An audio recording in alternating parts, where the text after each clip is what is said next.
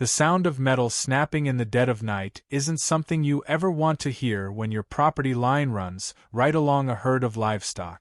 I heard it clear as a gunshot, a sharp twang that cut through the crickets and the low hum of the barn fan. I sat up in bed instantly, and through the open window came the unmistakable smell of trampled grass and restless animals. I didn't even need to look out to know what had happened, because only one person in this neighborhood would be petty enough to sneak around in the dark with wire cutters. Karen from the HOA. Now, let me be clear. I don't think she actually wanted to unleash 50 cows onto her pristine emerald lawn that night. That was just the fallout of her latest crusade against me. What she really wanted was control, to prove that her rules reached farther than the actual HOA boundary. She had been hounding me for months, insisting my old wooden fence was non-compliant with the neighborhood aesthetic. Never mind that my land technically wasn't even under the HOA's jurisdiction, that my house sat just beyond their gated enclave, or that the cows had been penned there since long before her McMansion sprouted up across the property line. Karen didn't care about boundaries. She cared about winning. I grabbed my flashlight and boots, but by the time I stomped out into the cool night air, the damage was done. The fence wire sagged like a cut violin string, and on the other side, my cows were already wandering free. I heard a shout, sharp, panicked, and then the sound of hooves clattering against concrete. Karen had clearly not anticipated what 50 curious bovines would do when presented with open ground and a neighbor's freshly fertilized, overwatered, and obsessively groomed lawn. By the time I crossed the yard, the scene unfolding in front of me was like something out of a surreal comedy sketch. The cows had stormed her grass like it was the first buffet they'd seen in years. 2 of them were already munching on her imported roses, another was nosing around the decorative fountain she'd installed last spring, and a cluster of calves were stomping gleefully through her flower beds. Karen herself was frozen on her porch, still holding the wire cutters in one trembling hand, mouth hanging open in disbelief. It took everything I had not to laugh right then. She looked like a homeowner's magazine cover shot gone to hell.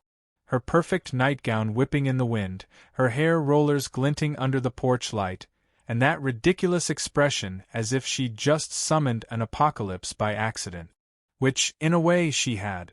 "You cut the wrong wire, Karen," I called out, keeping my voice even. Sarcasm comes naturally when you're standing across the property line from a woman who just unleashed a bovine invasion onto her own lawn. She didn't answer, just gaped as one particularly adventurous cow shoved its head straight through her open garage door and began sniffing around the shiny Lexus parked inside. When the animal's tail swished and knocked over a box of gardening supplies, she finally snapped back to life. "Get them out!" she screamed, her voice cracking. "Get them out of here this instant!" I leaned on the fence post, studying the ruined wire, pretending to think hard. I would, but you see, the only thing that kept them in was this fence. The very fence you cut. Kind of puts me in a tricky position. Her face flushed crimson. She threw the cutters into the grass as if ditching the evidence would erase the fact that I'd caught her in the act. Then she marched across the yard, waving her arms at the cows, which was about as effective as shooing a storm cloud away. The herd didn't budge. One of the steers even let out a lazy moo and settled down right on her carefully raked gravel path. "Do you have any idea what these animals are worth?" I said, letting my voice rise just enough to carry. "Do you have any idea what could happen if they get hurt?" She whirled toward me, eyes flashing, and in that moment I saw the entitlement, the sheer conviction that she was always in the right, boiling just beneath her shock. "Your cows are trespassing on my property. You're responsible. You'll be paying for every blade of grass they ruin." I laughed. I couldn't help it. The irony was too much. "Karen, they were contained. They were behind a fence. A fence you destroyed. You invited them onto your property with those cutters in your hand." Her jaw worked soundlessly for a moment. The cows, undeterred by the human drama, continued their late-night buffet. One clambered into the shallow fountain, sending water splashing across her stone walkway. Another shoved its head into the azalea bushes and came out with pink blossoms tangled in its horns. I half expected one to climb onto the porch and try to ring her doorbell. Neighbors were beginning to stir by then. Curtains twitched open. Porch lights flicked on. A few doors creaked as people stepped outside to investigate the commotion. The sight of Karen, queen of the HOA, screaming herself hoarse at a herd of cows she herself had unleashed, was too much to ignore. One of my neighbors, old Mr. Johnson from 2 houses down, chuckled loud enough for everyone to hear. "Looks like the cows finally found someone's grass greener," he said. Laughter rippled down the street. Karen's face contorted in fury, humiliation mixing with outrage. She spun on me again, pointing a shaking finger. "I'll have you fined. I'll have you sued. I'll have every last one of these filthy animals impounded if it's the last thing I do." I shrugged, leaning casually on the fence post like I had all the time in the world. "You might want to call animal control first. Though I'm not sure how you'll explain why they're on your property in the middle of the night." Her lips pressed into a thin white line. She looked like she wanted to strangle me right there. But instead, she stormed back toward her house, fumbling with her phone, already dialing furiously. I stayed put, calm as stone, watching the chaos unfold. The cows weren't going anywhere fast. My herd was settled in for the long haul, enjoying the feast. And Karen, for once, was utterly powerless. Every ounce of control she'd tried to exert had backfired spectacularly. And here's the thing about me. I don't lose my temper, not even when someone takes wire cutters to my fence in the middle of the night. I play the long game. I let people like Karen dig their own holes because they always do. And right now, she wasn't just digging. She was burying herself neck-deep, one cow pie at a time. The flashing lights of a sheriff's cruiser appeared at the end of the street 20 minutes later, painting the scene in red and blue. By then, half the neighborhood was gathered on lawns and porches, watching like it was the best midnight entertainment they'd ever seen. Karen rushed out to meet the deputy, shrieking accusations, gesturing wildly at the cows, and of course at me. I raised my hands in mock surrender when the deputy approached. "Evening, officer. I think we've had a bit of a fence issue." The deputy looked from me to the sagging wire, then to the herd of cows tearing through Karen's roses, and finally to the cutters still glinting in the grass where she'd dropped them. His expression said everything. He knew exactly what kind of mess he'd walked into. Karen, of course, tried to spin it. "He let them out. He's sabotaging my property. These beasts are destroying my home." The morning after the bovine invasion, I sat on my porch with a cup of coffee like it was any other day. The cows were back in their pen, the fence had been patched enough to hold until I could do a proper repair, and the smell of fresh hay clung to the cool air. What lingered, though, wasn't the chaos of the night before, it was the look on Karen's face when the deputy held up those wire cutters. Shock, humiliation, and a dawning realization that she had been caught red-handed in front of the whole neighborhood. That expression was better than any sunrise. I knew Karen wouldn't let it rest. Entitled people like her never do. The HOA was her crown, her scepter, her justification for existing in a neighborhood she thought she ruled. What she hadn't yet grasped was that I wasn't actually under her jurisdiction. My land predated the HOA by decades, carved out of old farmland before the developers carved the rest into cul-de-sacs and golf course lawns. But facts never got in the way of Karen's crusades. If anything, they fueled them. She didn't see my independence as a boundary to respect. She saw it as a challenge. By mid-morning, I got my first taste of her retaliation. Crisp white envelope had been taped to my mailbox. No stamp, no return address, just my name scrawled in her unmistakable handwriting.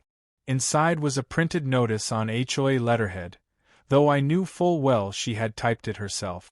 It accused me of negligent containment of livestock, cited imaginary bylaws about property damage, and demanded I appear before the HOA board for a disciplinary hearing.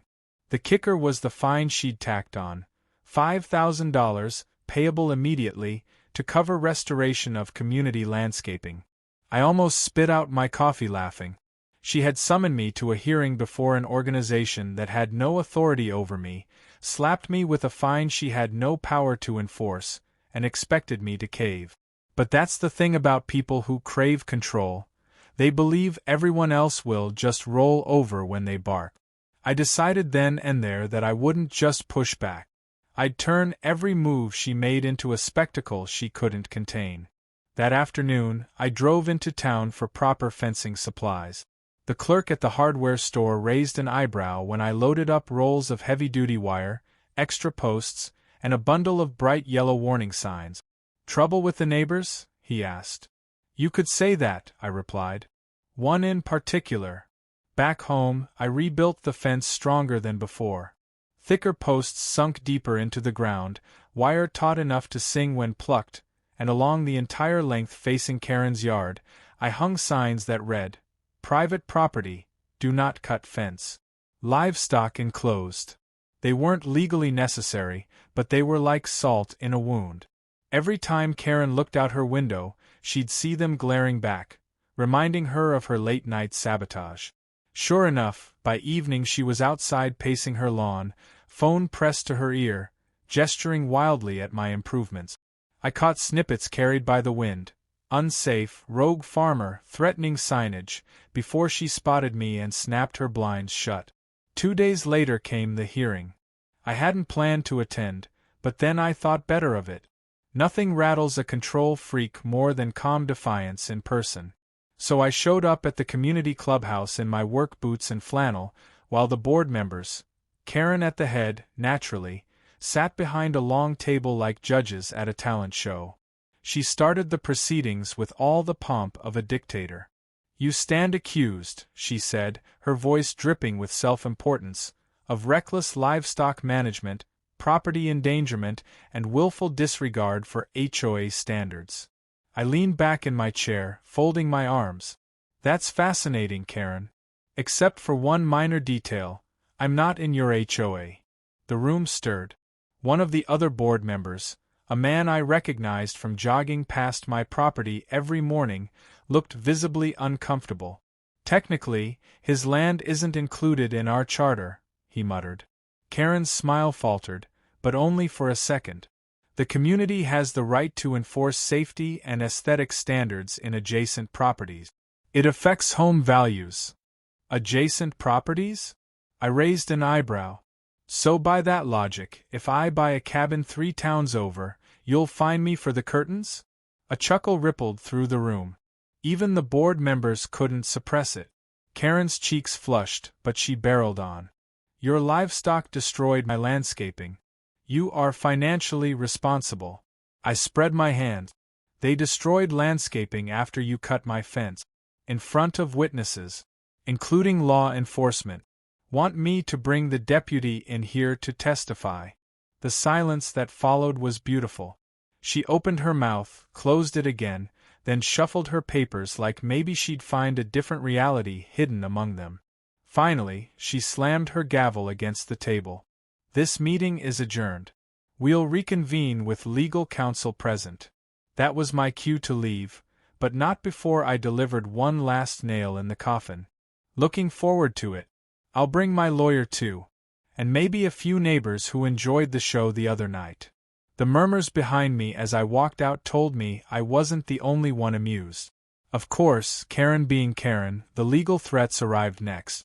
Certified letters with grandiose language, accusing me of endangering the welfare of the community, demanding restitution for mental distress and emotional damages, and threatening to escalate to county court. It would have been intimidating if not for the fact that every claim fell apart under the simplest scrutiny. I wasn't reckless. She was trespassing. I wasn't negligent. She'd vandalized my property. I could have lawyered up immediately, but instead, I took a different route. I called the sheriff's office and requested a formal report be filed about the fence-cutting incident. The deputy who'd been there happily obliged, even chuckled when I explained why. "She's making a fool of herself," he said. "But it won't hurt to have this on record. With the report in hand, I turned my focus to strategy. People like Karen don't just want to win, they want an audience to watch them win.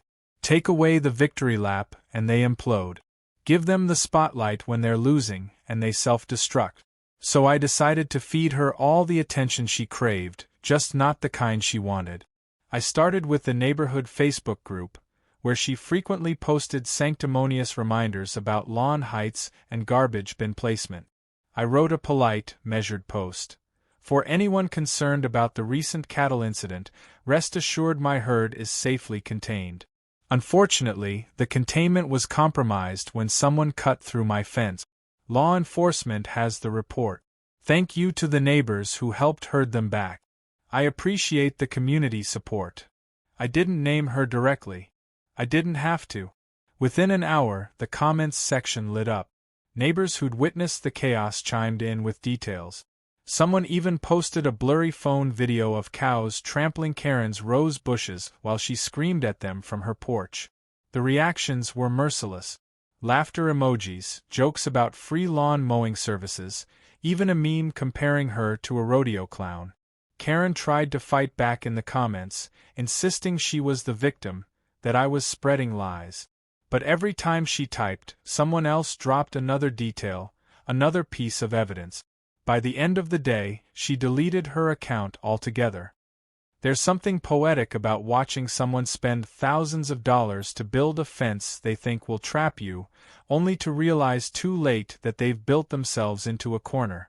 Karen's new vinyl barrier gleamed like polished bone in the sunlight, taller than my head, each panel perfectly level, as if the thing had been measured with a jeweler's calipers.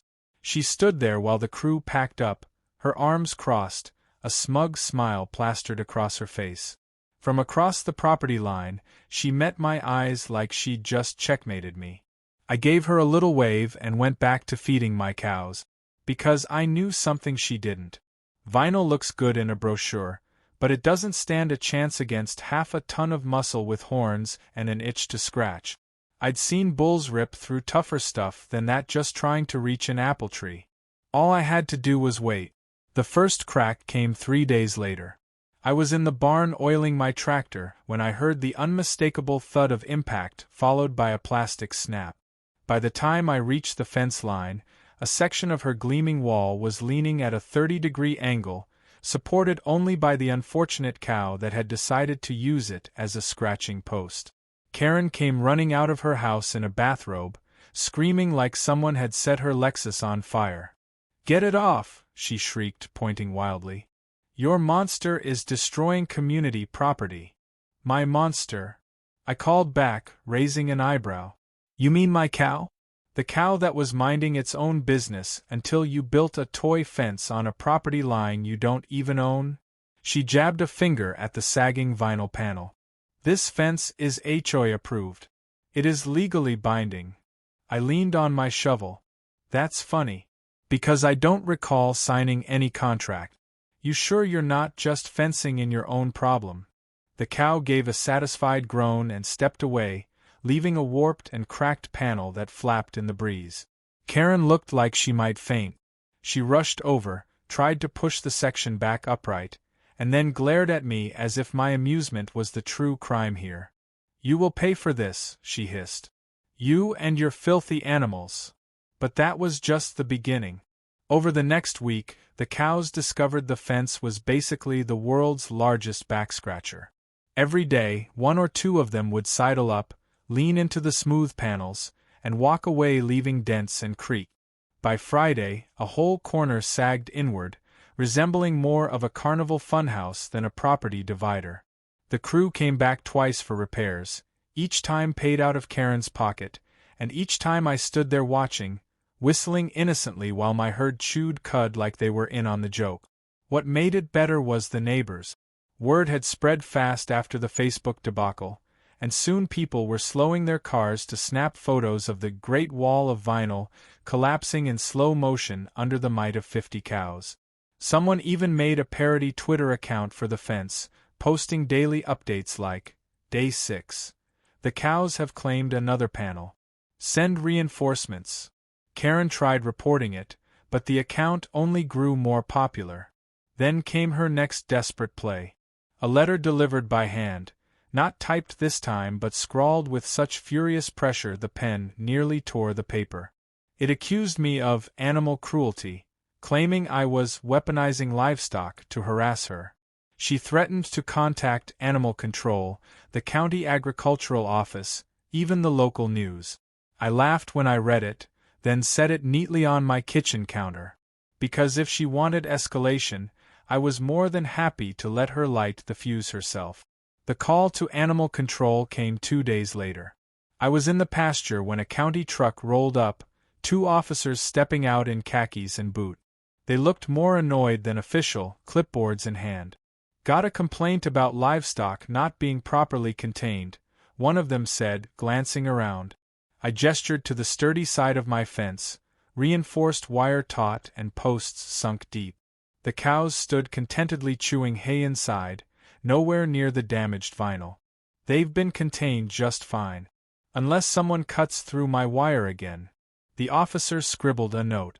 "Neighbor claims you're encouraging them to damage her property." I let out a bark of laughter. "Encouraging them?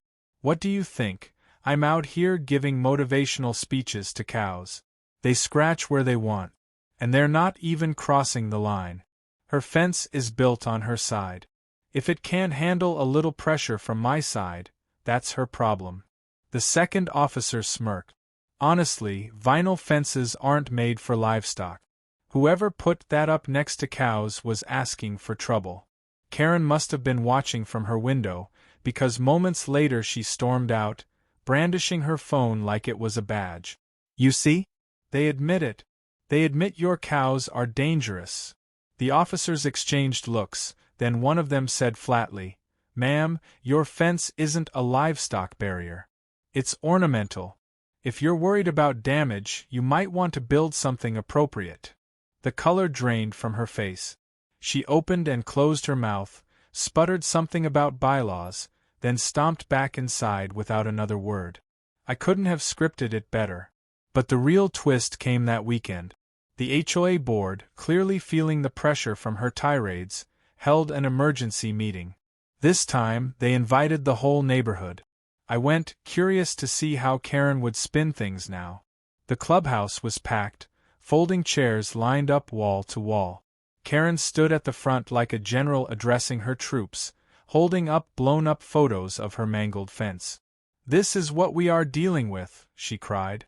"A rogue farmer who refuses to respect our standards, endangering our homes, our property values, and our very safety." I stood when she pointed at me, letting her words hang in the air a moment. Then I said calmly, "My livestock have been contained at all times except when Karen cut through my fence. That was witnessed by neighbors and reported to law enforcement. If she wants to talk about endangerment, maybe she should start there." The room buzzed. People whispered, some nodded, a few even clapped. Karen's face went blotchy, and she banged her fist on the table. "This man is mocking the very fabric of our community." That's when old Mrs. Fletcher from 3 houses down raised her hand. "Karen, dear, I've lived here 30 years. The only danger I've seen lately is you screaming at cows in your nightgown." Laughter erupted, loud and merciless. Karen tried to gavel it down, but the sound drowned her out. That meeting marked a turning point. For the first time, the HOA board wasn't backing her unconditionally. They looked tired, embarrassed even, like parents dragged into a child's tantrum. And I could see it in her eyes, panic. She was losing her audience. I walked home that night knowing she wouldn't stop, but also knowing something had shifted. She was unraveling, and the harder she pulled, the faster the thread would run out. The clanging of steel echoed across the cul-de-sac like some kind of industrial drumbeat. By the time the sun was fully up, Karen's lawn looked less like a suburban showpiece and more like a construction site for a minimum security prison. Workers in neon vests bolted massive posts into concrete footings while a crane hoisted a gate the size of my barn door into position. It was steel, reinforced, with spikes on top like something you'd see guarding the entrance to a military compound. And right there in the middle, gleaming in the sunlight, was a keypad for coded entry.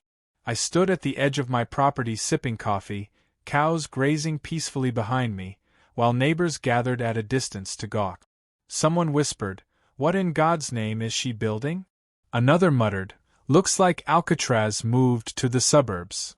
Every eye was on Karen, who strutted around the crew like a self-anointed warden, barking instructions with the authority of a general preparing for battle. She caught me watching and raised her chin. "This will solve everything," she declared. "No more trespassing, no more livestock, no more mockery. The community deserves protection." I couldn't help but laugh. "Protection from what, Karen?" "Grass stains." Her glare could have melted steel faster than the welding torch sparking in her driveway. She ignored the chuckles from neighbors and doubled down. "When this gate is finished, it will stand as a symbol. A reminder that order still matters." Order, in her dictionary, meant control. But I wasn't about to waste my breath pointing that out. Instead, I let her dig herself deeper. Because every empire built on ego eventually collapses under its own weight. By evening, the monstrosity was complete. A 20-foot-wide steel gate, remote-operated, with concrete barriers on either side that extended seamlessly into her vinyl fence. She stood there with the remote in her hand, clicking it open and shut like a child with a new toy. Open. Shut. Open. Shut. Each time it groaned and clanged like a medieval drawbridge. Neighbors recorded videos. Kids laughed. Someone shouted, "All hail Fortress Karen." The nickname stuck instantly, spreading through the block like wildfire. But Karen didn't hear mockery. She heard reverence. She believed she'd finally secured victory. That illusion lasted exactly 2 nights. It started with a storm. Heavy rain, wind that whipped the trees sideways, thunder that rattled the windows. I lay in bed listening to the storm roll across the fields, comfortable in the knowledge that my fences were sturdy, my animals safe. But then I heard it, the grinding screech of metal against metal, followed by a crash that shook the ground. When I reached the property line with my flashlight, the sight that greeted me was pure chaos. The storm had knocked out power, and her fancy gate had seized mid-motion. The rain-soaked ground softened beneath the concrete barriers, and under the weight, one of the supports tipped. The entire gate listed sideways like a drunk sailor. And there, trapped in the mess, was Karen's Lexus. She'd tried to drive out as the gate malfunctioned, and now the steel jaws had closed on her car like a giant's hand. The hood crumpled, the windshield cracked, and the alarm wailed into the stormy night. Karen sat inside, pounding the steering wheel, screaming incoherently. The sound carried over the wind, mixing with thunder and the blare of the horn. It was such a surreal image, queen of the HOA, imprisoned in her own fortress by the very gate she built, that I nearly doubled over laughing. I pulled out my phone and called the sheriff's office. "You might want to send a tow truck to Ridgeway Lane," I said. Neighbors managed to impound her own vehicle. When the deputy arrived, he needed a full 5 minutes just to stop laughing. "She built a cow-proof prison and managed to lock herself inside it," he said, shaking his head. "This one's going in the books." The tow truck driver had an even harder time. The gate wouldn't budge without power, the manual override was jammed, and the steel bars were too heavy to move. In the end, they had to bring in a second truck with a winch to pry the gate open just enough to pull the Lexus free. By then, the entire neighborhood had gathered in ponchos and umbrellas to watch the spectacle. Kids cheered every time the winch groaned. Someone brought popcorn. When Karen finally stepped out of her mangled car, she was drenched, mascara streaking down her cheeks, her nightgown plastered to her skin. The crowd erupted into laughter and applause. She tried to yell at them, to reassert control, but the words were drowned out by another thunderclap and a final, mocking moo from one of my cows across the fence. By the next morning, photos of Fortress Karen and her trapped Lexus were circulating on the neighborhood Facebook page. Memes multiplied like rabbits. One showed her behind steel bars with the caption, "HOA Maximum Security." Another featured my cows lined up outside the gate like prison guards. Karen deleted her account again, but screenshots ensured her humiliation lived on. I figured that would be enough to keep her quiet for a while. But if the last few months had taught me anything, it was that Karen never backed down. Humiliation didn't deter her, it fueled her.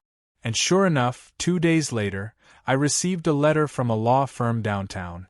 She was suing me. According to the document, I was responsible for emotional damages, property destruction, and willful sabotage of safety measures. The lawsuit claimed my cows had intentionally harassed her fence until it collapsed, that I had incited public ridicule by allowing neighbors to post videos, and that my failure to prevent livestock influence had directly caused her car accident.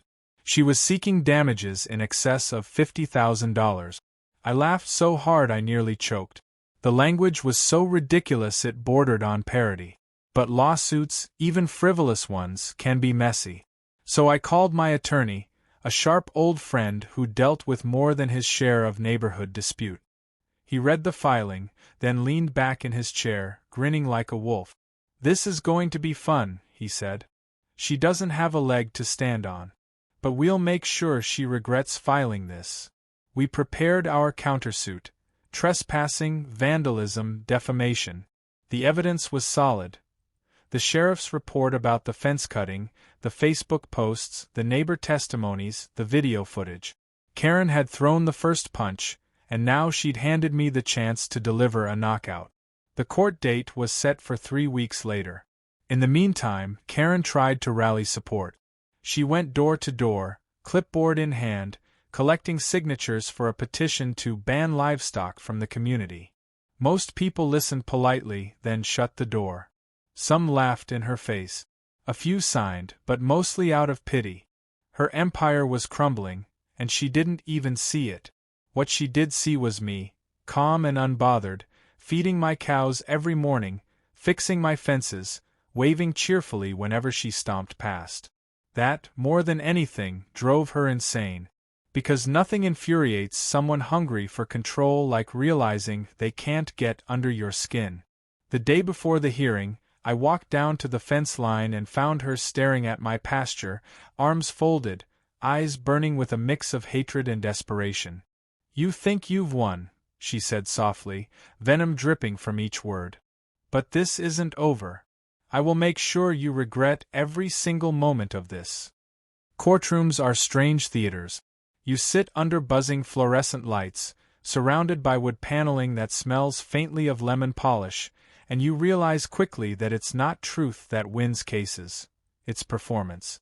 And no one loved performing more than Karen.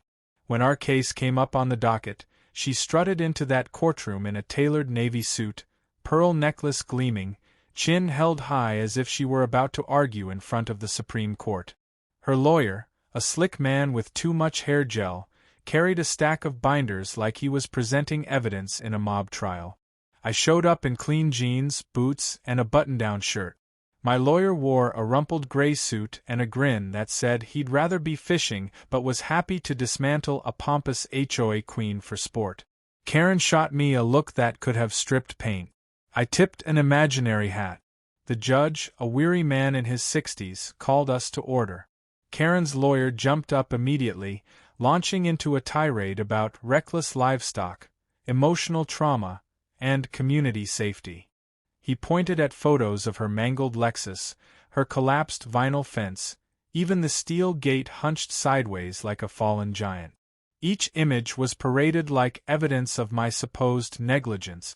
Karen played her part to perfection, wiping imaginary tears, gasping at her own photos, clutching her pearls as though reliving some national tragedy. When her lawyer declared she was entitled to $50,000 for damages and suffering, she nodded solemnly, eyes glistening as if the number was beneath the magnitude of her pain. Then it was our turn.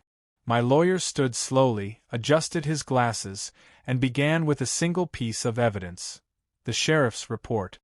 He read aloud the deputy's notes, detailing how Karen had been caught holding wire cutters, how neighbors had witnessed her cutting my fence, and how the cows had escaped only after her sabotage.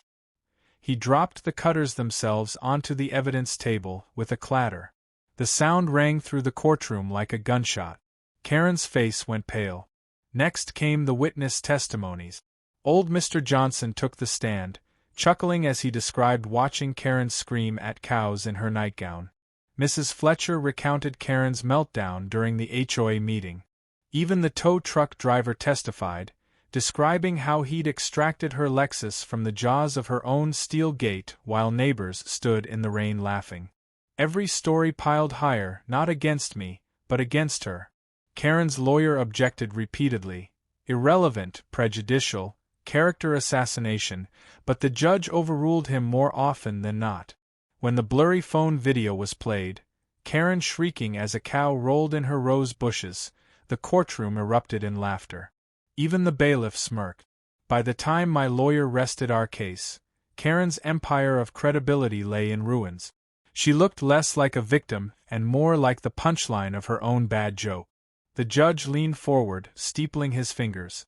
I see no grounds for the plaintiff's claims. In fact, the evidence strongly supports countersuits for trespassing and vandalism.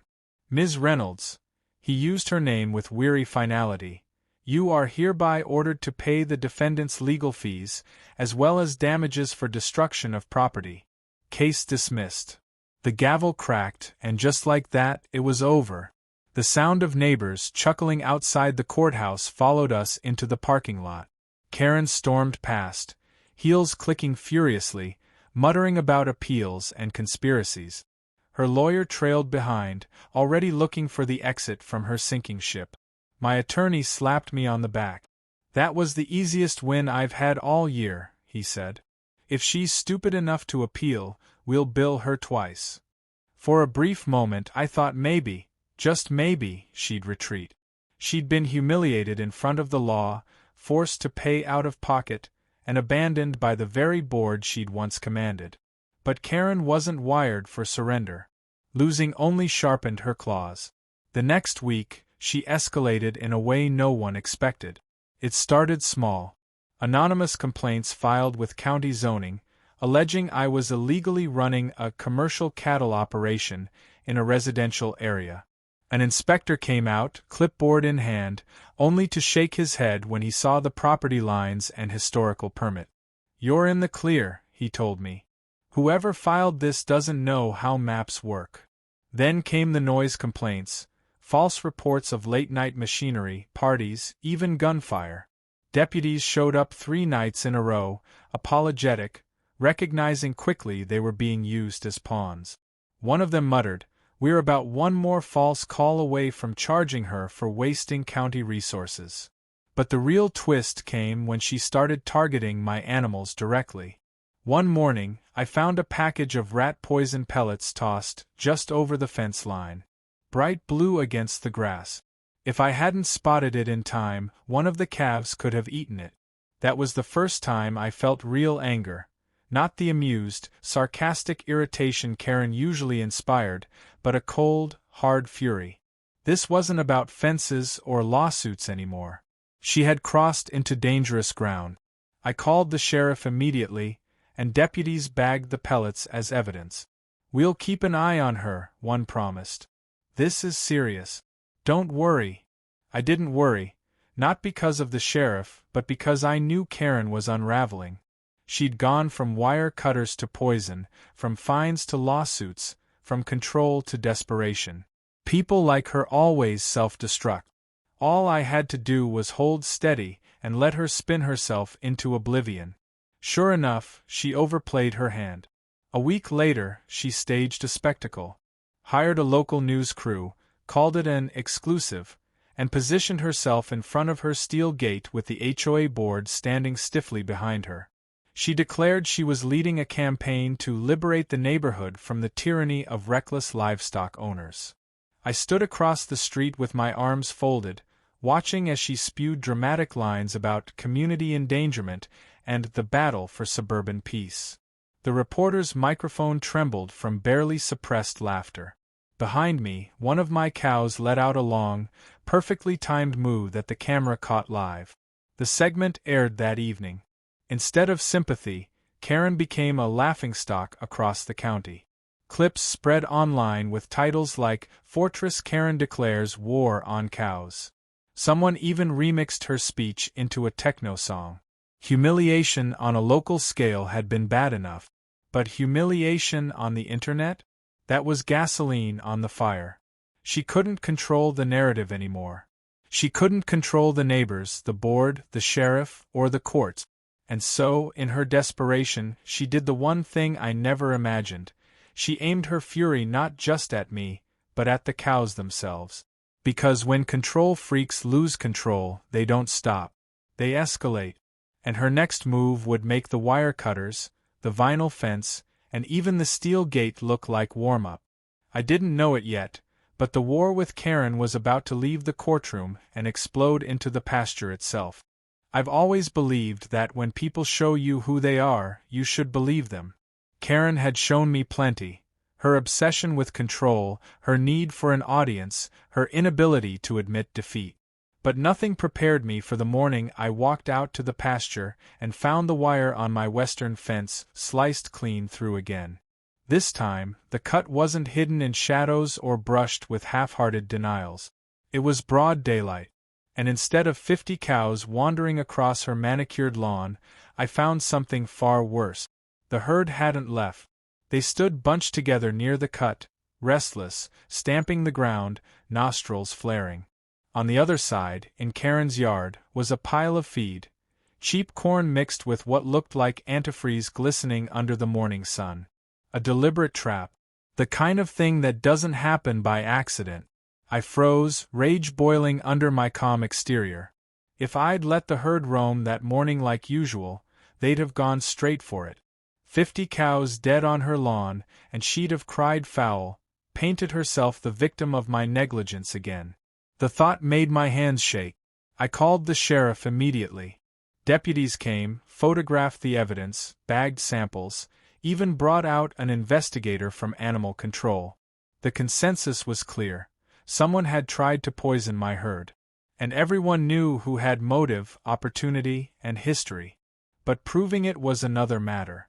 Karen, of course, denied everything. She stood at her porch with arms crossed, insisting she'd never harm a living thing, while the evidence sparkled green and deadly 10 feet from her azaleas. The deputies promised a report, but I knew the law moved slowly. Karen was escalating faster than paper could catch up, and that meant it was time for me to escalate too. Not with anger, with strategy. I installed cameras, dozens of them. Hidden in fence posts, tucked under eaves, perched in the barn rafters. Night vision, motion activated, streaming straight to my phone. I reinforced the fencing with steel cable, electrified in places where livestock-safe voltage would shock anyone dumb enough to tamper with it. And for good measure, I placed a few decoy salt licks laced with harmless dye. The kind that would stain skin bright pink for days. If Karen wanted to play saboteur, I'd give her a stage and let her mark herself. It didn't take long. 3 nights later, the motion alert buzzed on my phone at 2 a.m. I rolled out of bed, pulled up the feed, and there she was. Karen, hunched in a hoodie, flashlight clenched in her teeth, wire cutters in hand. She crept toward the fence like a cartoon burglar, only to grab the decoy salt lick barehanded. Within seconds, her palms glowed hot pink under the infrared beam. I nearly laughed myself out of the chair. By morning, the evidence was mine. Crisp video footage, time-stamped, showing her trespassing, vandalizing, and branding herself like a guilty toddler caught in the cookie jar. I didn't call the sheriff immediately. Not yet. Because part of me wanted her to face the court of public opinion first. So I uploaded the clip anonymously to the neighborhood Facebook group with the caption, "Fence bandit caught pink-handed." It spread like wildfire. Neighbors tagged each other, memes sprang up within hours, jokes about Karen's new manicure and the Pink Panther HOA edition flooded the feed. By the time deputies arrived at her door later that day, half the community had already seen the footage. She tried to deny it, of course, but the pink stains on her hands told the story louder than words. They cited her for trespassing and vandalism. A slap on the wrist legally, but socially? It was a nuclear blast. Neighbors who once tolerated her now crossed the street to avoid her. Board members stopped returning her calls. Even her husband, usually invisible behind the Lexus, was spotted shouting at her in the driveway, slamming a car door as he drove away alone. But humiliation doesn't cure entitlement. It feeds it. And Karen wasn't just angry now. She was cornered. 2 nights later, I heard engines. Not just one, several. I looked out to see a convoy of trucks pulling into her driveway. Out spilled men in uniforms, not deputies, but a private security company. They unloaded spotlights, drones, even portable barricades. Within hours, her lawn looked like a war zone, buzzing with surveillance equipment. Fortress Karen 2.0 had been born, and this time she wasn't guarding against cows. She was guarding against me. The neighborhood reacted with disbelief. Some laughed, some fumed. A few worried aloud that she'd lost her mind entirely. But I watched from my porch, calm as ever, because I knew what was coming. The more she escalated, the more ridiculous she became, and the more the neighborhood would turn on her. All I had to do was wait. The waiting ended sooner than I expected. That weekend, a family down the street hosted a birthday party. Balloons, music, kids running everywhere.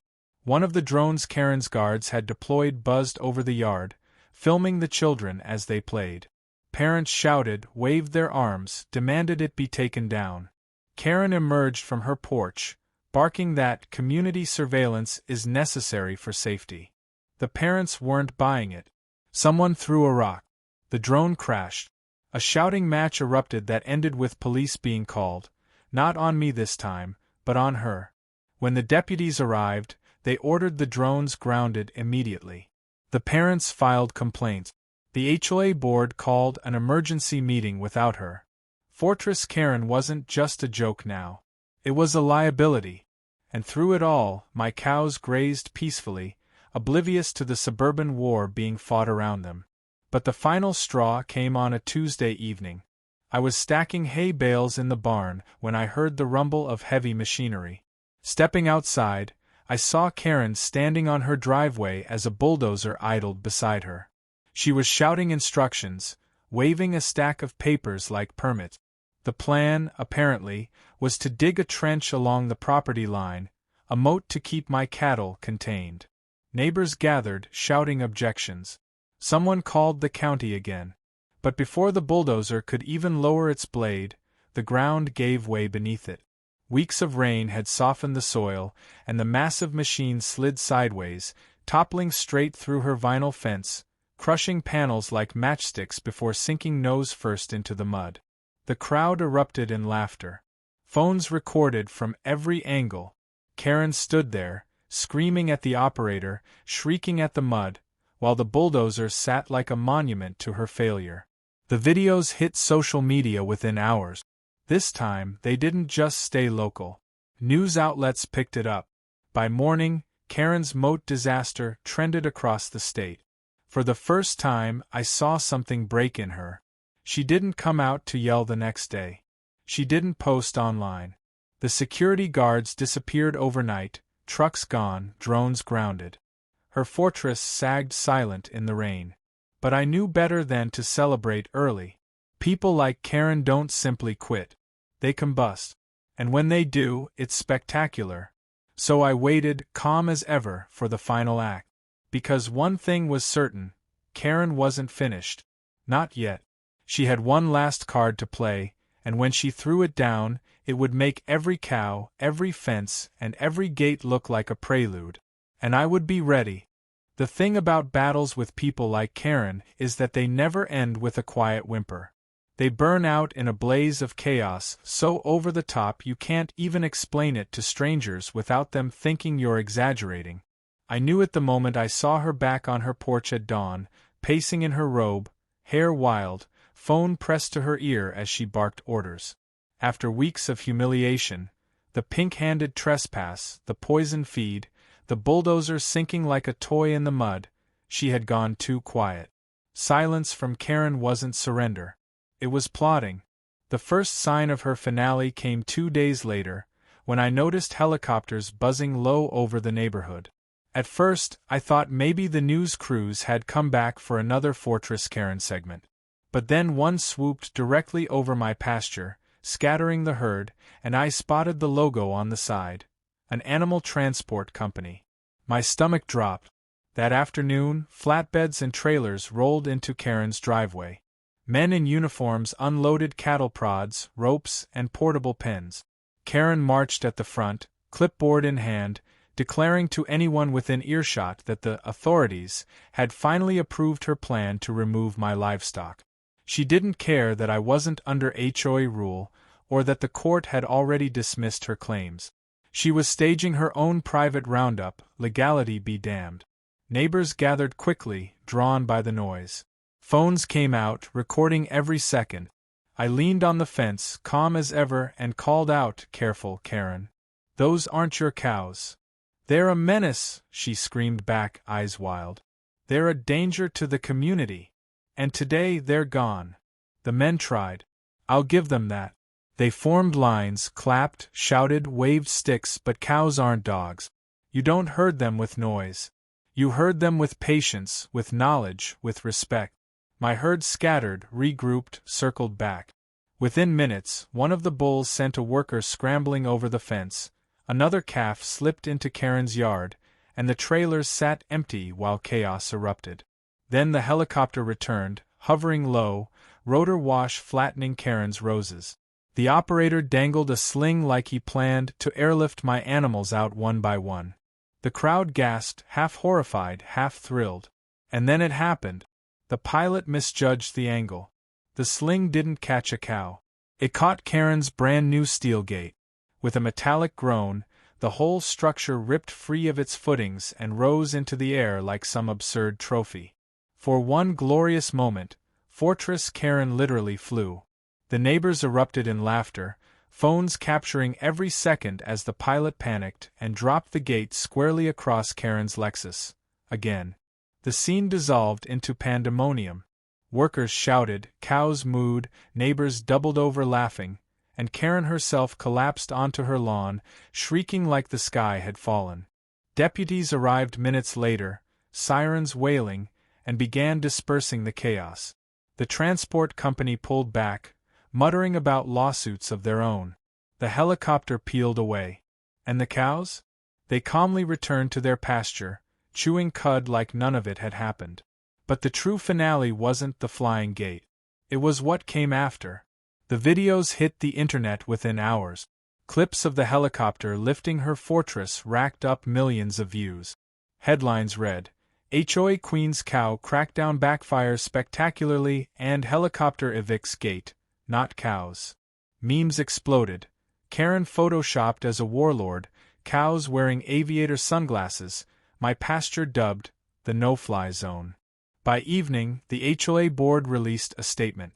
They distanced themselves entirely from her, stripped her of her presidency, and apologized to the community for ongoing disruptions caused by a single member. For Karen, it was exile. The crown she'd clung to, the power she'd abused, evaporated overnight. But she wasn't done yet. She tried one last desperate play, a press conference on her front lawn.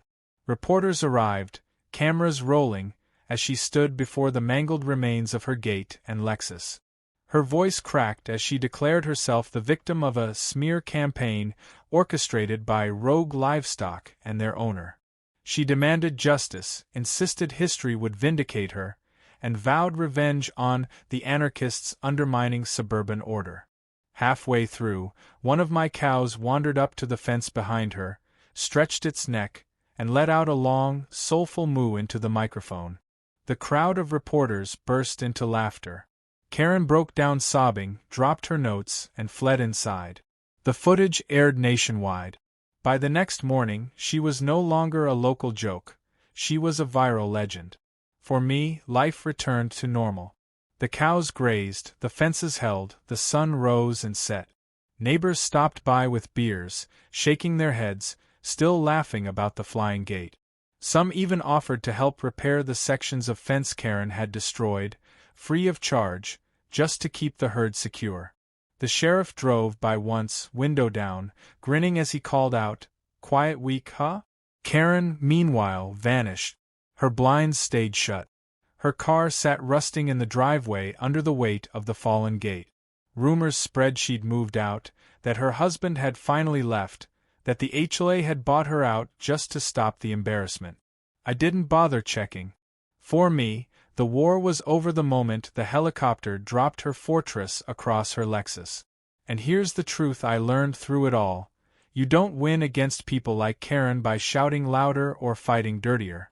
You win by staying calm, by letting them build their own prisons, by giving them enough rope, or enough steel gate and helicopter, to hang themselves in front of everyone they wanted to impress. When I look back on it now, I don't remember the stress or the anger. I remember the sight of that gate swinging through the sky, Karen's empire literally airborne for 5 ridiculous seconds before gravity reclaimed it. I remember the sound of neighbors laughing, of cows mooing, of a community finally seeing the truth for what it was. Karen wanted power. She wanted control. She wanted to be feared. Instead, she became a legend, a meme, a punchline, a cautionary tale told over barbecues. And me? I just kept being what I'd always been, a guy with cows, a fence, and enough patience to outlast any storm. Sometimes the best revenge is no revenge at all. Just a lawn full of cows, a fence rebuilt stronger, and the satisfaction of watching chaos take care of itself. And if you're wondering, yes, the cows are fine. They still graze by the property line every morning. And every time one of them scratches its flank against the post where Karen once stood screaming, I can't help but laugh. Because in the end, the cows always win.